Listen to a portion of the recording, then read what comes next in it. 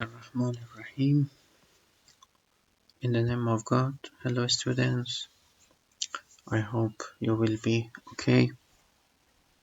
This is another lecture about VHDL introduction and VHDL specifications. For the main facilities or the main specifications of VHDL environment. About the VHDL environment, the main requirements of VHDL are as follows. At first, entity definition. It means that VHDL can define any device or any system in it, and we can have some descriptions for each device in VHDL.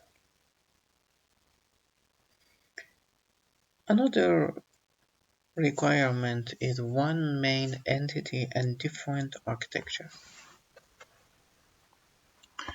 As I told you, we have one definition for device or system or entity,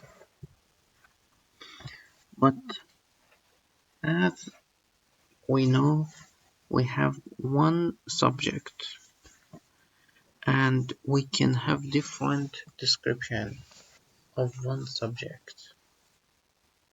Then we can have different descriptions of different architecture for one entity or one device that we define it. Then in VHDL we have one definition but different architectures. We have one definition, one entity, and different structures or descriptions or architectures. The other is modeling of time events, because VHDL must model and must simulate the digital systems. It is necessary to model time events in digital systems to make digital system as a test input or to model the time events of a digital system. But the last one is main of them, concurrent environment.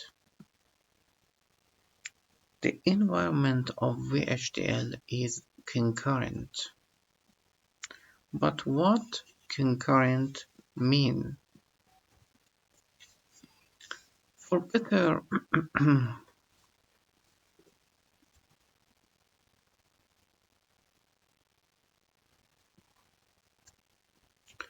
for better description,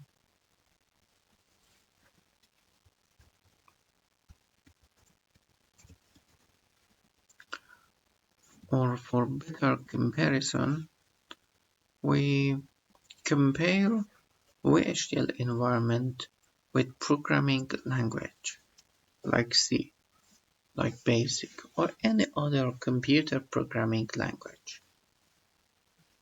In computer programming language, this environment is sequential.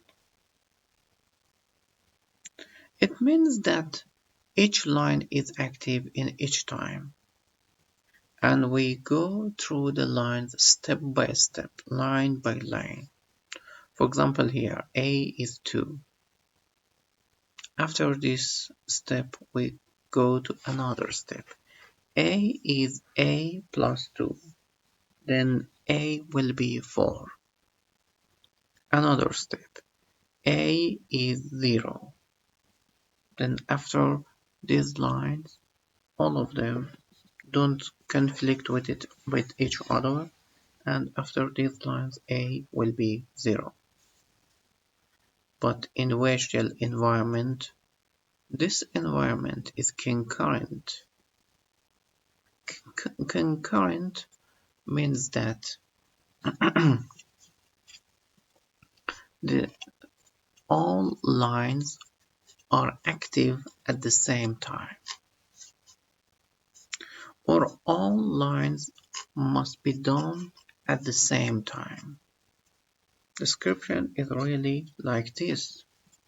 When we describe a system line by line, all the description or all the system is composed from all lines. Then, for example, if we write A is 0, A is 1, this is wrong, because both lines are active at the same time, and this is a conflict.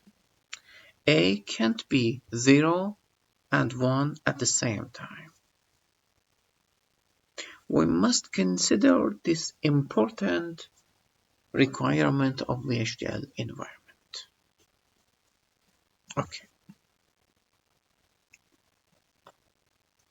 After this definition or specification about VHDL environment, we go to introduction of programmable logic devices, because we want to speak about PLDs and FPGAs.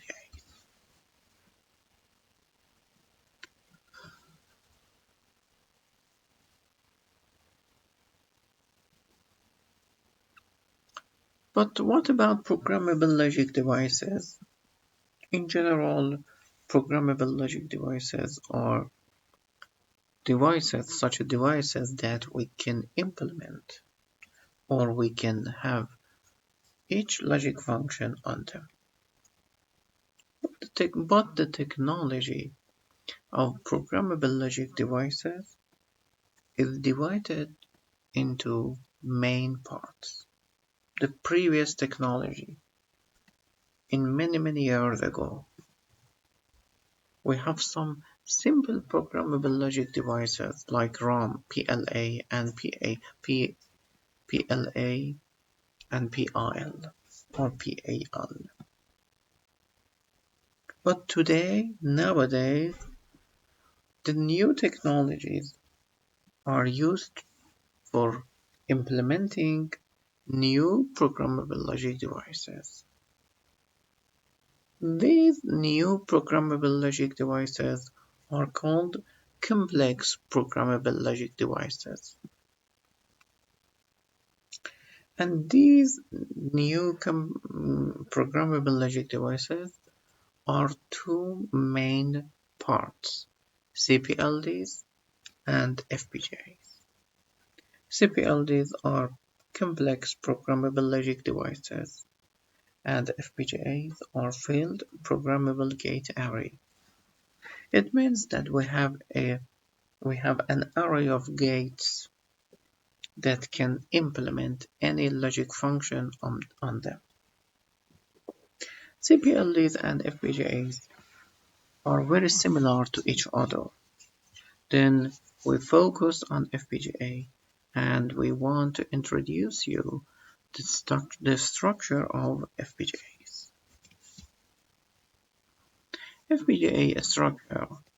As you can see, the FPGA structure is composed from three main parts: I/O cells, interconnect resources, and logic blocks. I/O cells refers to I/O pins, input and output pins, because FPGA can change its structure or its implementation. Then the input and output pins must be change their directions, or can be changed their directions. Then we have two buffers in each I/O cell.